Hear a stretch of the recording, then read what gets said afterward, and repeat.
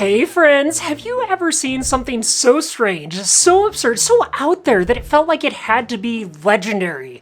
Or I guess in this case perhaps legendarily cursed? Today I've got one of those stories just for you. Don't you feel lucky? I bet you do. This tale is from MFF, Midwest FurFest, and let's say some of the interesting events that unfolded there this last year. Now, for those of you unfamiliar, MFF is the largest furry convention in the world, and with great size comes great weirdness. So buckle up, friends, because this is going to be one hell of a ride. So my partners and I head to MFF. We're excited to reunite with friends, soak in that con energy, and just vibe. Bags are packed, snacks are secured, and after a quick flight to Chicago, we touch down, wide-eyed and ready to experience the glorious chaos that is Midwest FurFest.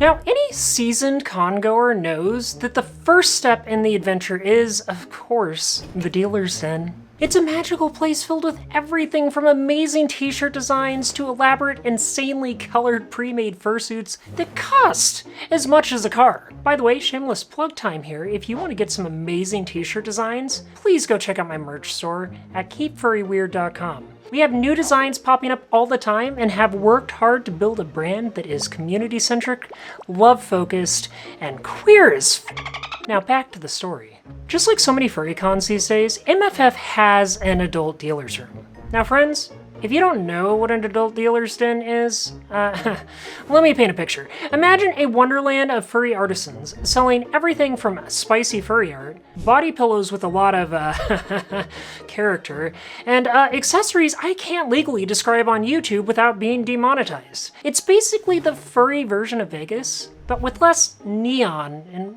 way more questionable decisions in the shape of very large silicone sculptures. It's a lot. So there we are, wandering through this wonderland of absurdity, when I hear someone call out, "Hey Ash!" And wouldn't you know it, it's an acquaintance of mine, standing there at a booth with what can only be described as the single most blurred item I have ever seen to date. And if you know me, that's saying something.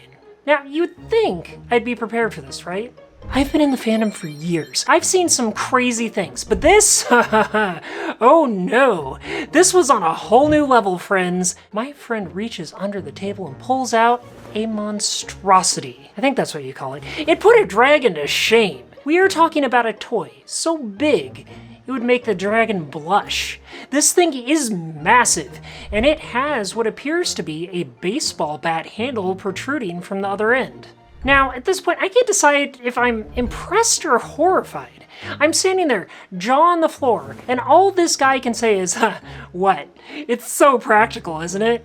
As if that somehow justifies this monstrosity that they've unleashed upon the world. Like, yes, it's totally, very practical. If by practical you mean you are on the hunt for a toy that doubles as a weapon to survive the zombie apocalypse with furries. Seriously?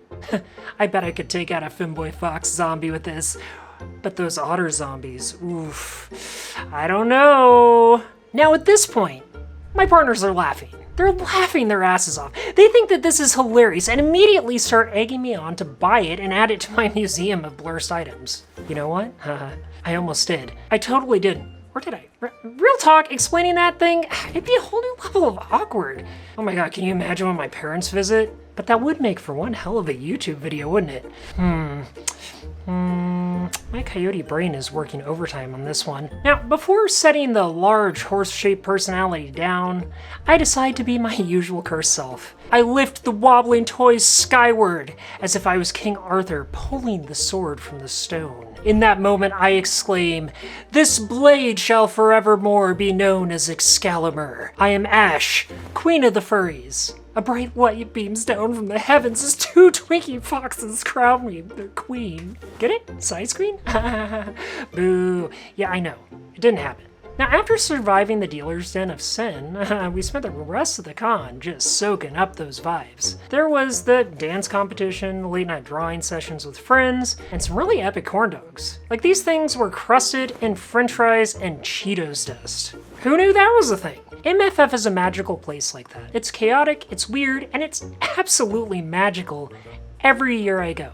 And every year I go, it seemingly somehow tops itself. Or does it bottom itself? Is that too stupid of a furry joke? Anyways, I always come home with insane furry stories. So what's the moral of the story here? I'm not entirely sure that there is one. Maybe it's that life is better when it's weird. Maybe it's that you should always support your friends even if they're selling terrifyingly large baseball bats of silicone personality. Or wait, maybe it's just that MFF is the best kind of chaos. And if you ever get a chance to go, just do it.